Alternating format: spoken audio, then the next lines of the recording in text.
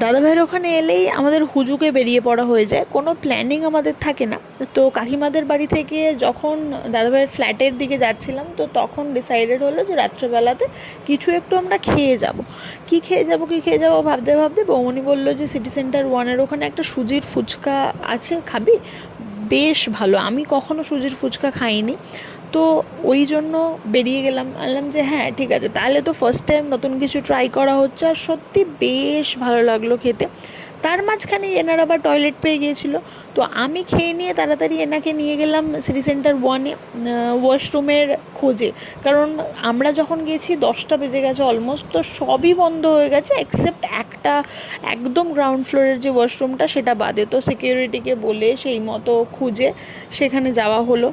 ওখানে যাওয়াটা শুধু নয়, বৌমনিটা তার মাঝখানে ওয়েট করছিল, কারণ কি আমাদের রোলটা ডিউ ছিল এই যে।